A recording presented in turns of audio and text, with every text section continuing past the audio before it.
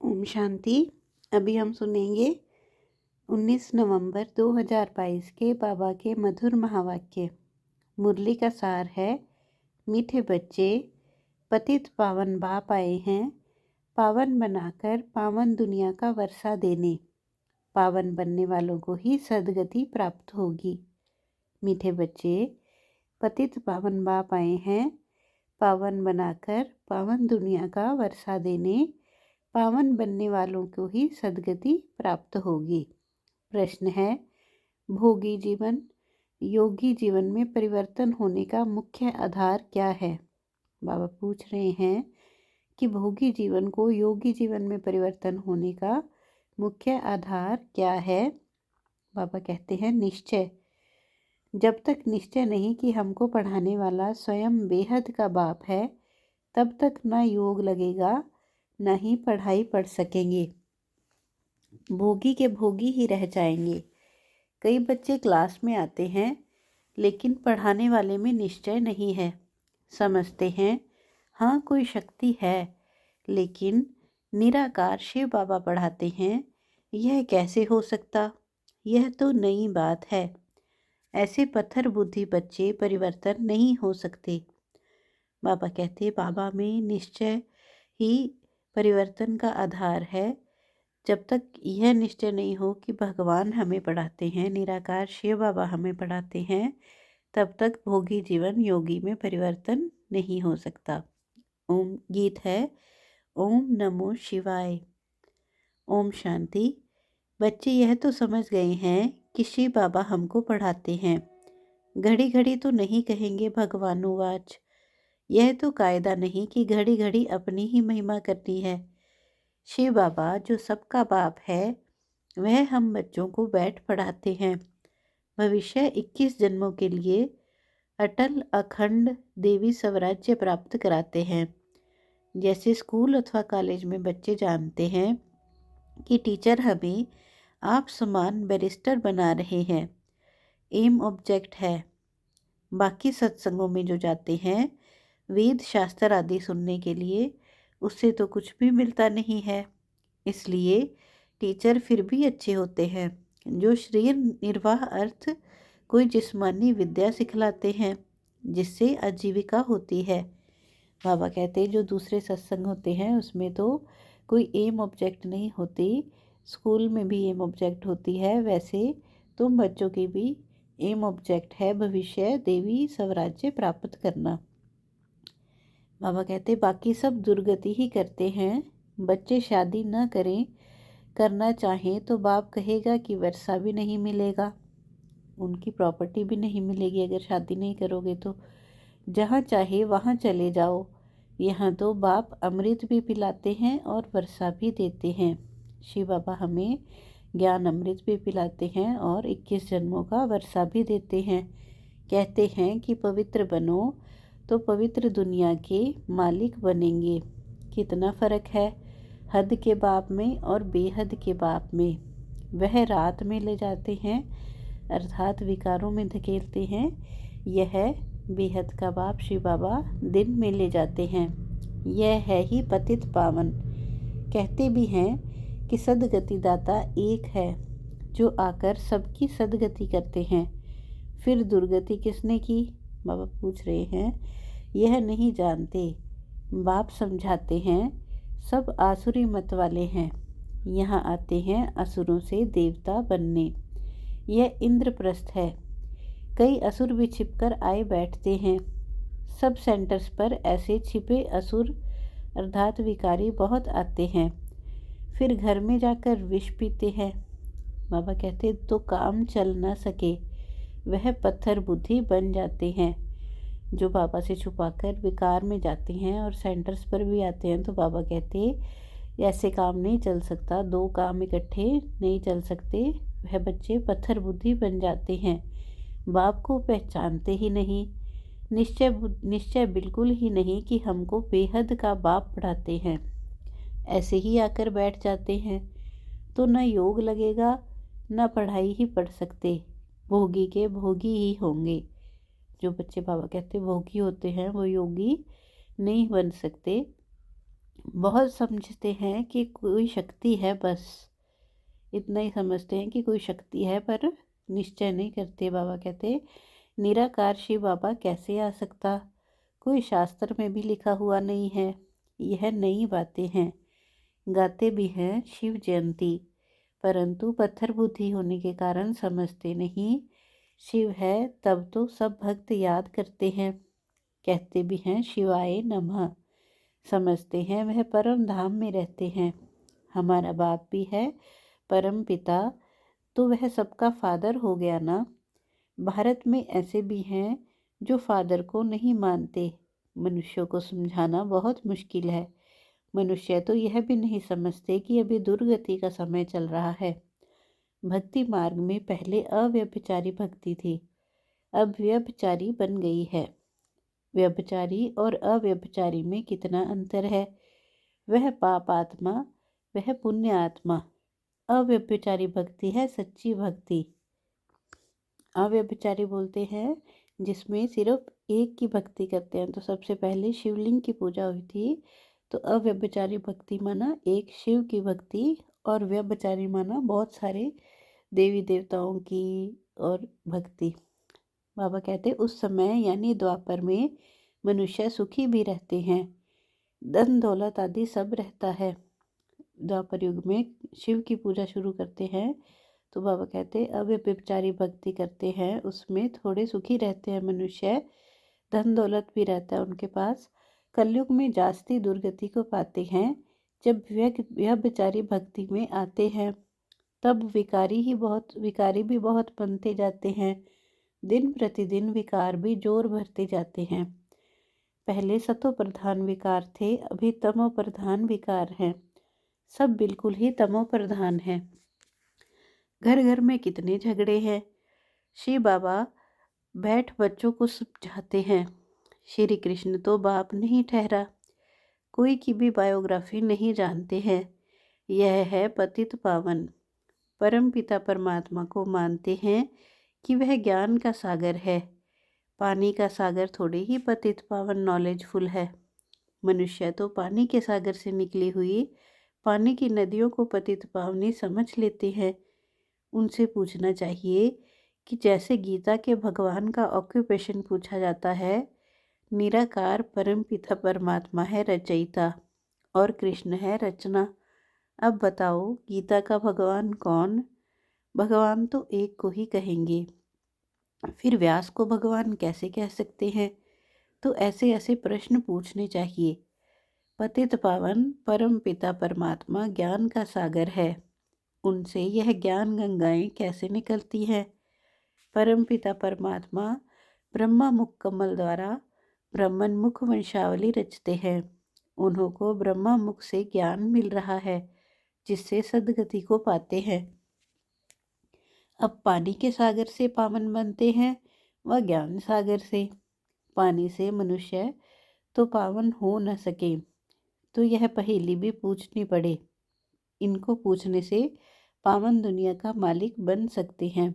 बुलाते तो उनको ही हैं कि हे पतित पावन सीताराम, फिर गंगा में स्नान आदि करते हैं। तो यह पहेली भी ऐड करनी चाहिए। समय पर हर एक चीज़ शोभती है।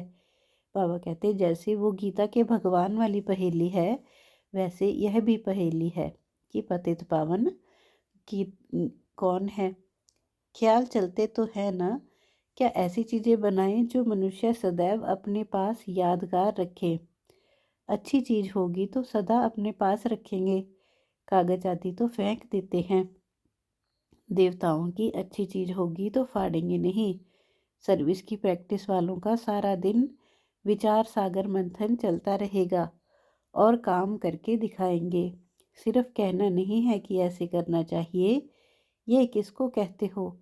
बाबा करेगा या बच्चे करेंगे? बोलो कौन? बाप तो डायरेक्शन देते हैं। ऐसे अच्छे चित्र कैलेंडर छपवाओ। त्रिमूर्ति शिव के कैलेंडर्स निकालने चाहिए। त्रिमूर्ति शिव जयंती कहना राइट है, सिर्फ शिव जयंती कहना रॉन्ग है। एक बच्चे की दिल है, त्रिमूर्ति शिव जयंती का कैलेंडर बनावें सो भी रंगीन। बाबा कहते त्रिमूर्ति से समझानी अच्छी मिलती है। बाबा को लॉकेट भी इसीलिए बनाते हैं कि उनसे अच्छा समझा सकते हैं। ब्रह्मा द्वारा शिव बाबा सदगति करते हैं। जो मेहनत करता है वही विष्णुपुरी का मालिक बनता है। बाकी जो ज्ञान नहीं लेते उनका विनाश हो जाता है। वह सजाएं भी खाते हैं, पद भी नहीं पाते। भक्त भगवान को याद करते हैं, परंतु जब भगवान आते हैं तब कितने थोड़े उन्हें पहचान कर उनका बनते हैं। बाबा कहते कोटों में कोई, थोड़े बहुत थोड़े मनुष्य है, करोड़ों में भी कोई मनुष्य है। बाबा कहते बाबा को पहचानते हैं और उनका बनते हैं। जो मुक्ति के लिए पुरुषार्थ करते हैं वह अच्छा पद पा नहीं सकेंगे। बाबा कहते मुक्ति में जाने के लिए, माना परम धाम में जाने के लिए जो पुरुषार्थ करते हैं वह अच्छा पद नहीं पा सकेंगे, जीवन मुक्ति में जाने वाले पद पाएंगे। विक्रम विनाश नहीं होंगे, इसलिए साक्षात्कार कराया था। धर्म संस्थापक भी आते हैं दृष्टि लेने, क्योंकि वो मुक्ति मांगते हैं बाबा से, तो वो लास्ट में दृष्टि लेने आते हैं। याद करते करते विक्रम विनाश करते जाएं तो ऊंच पद पा सकते हैं। और धर्म वाले भी आएंगे, सो भी पिछाड़ी में, जो बड़े होंगे। ऐसे नहीं अभी का पोप आएगा, ना पहले नंबर का पोप जो अभी अंतिम जन्म में है वह आएगा। हिसाब है बड़ा भारी।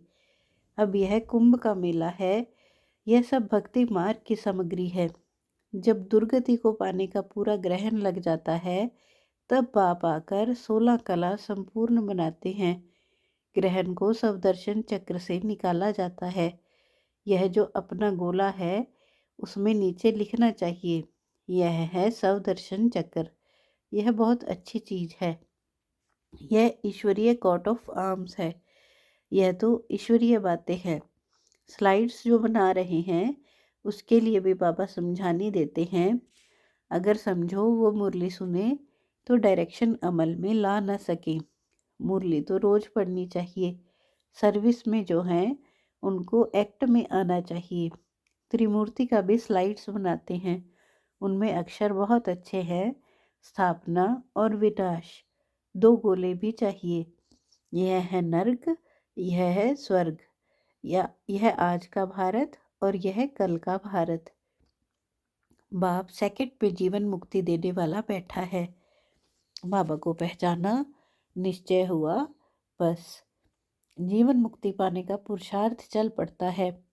जन्म तो लिया ना, बाप से पूरा वर्षा लेना है, फिर विकार की मांग नहीं कर सकते।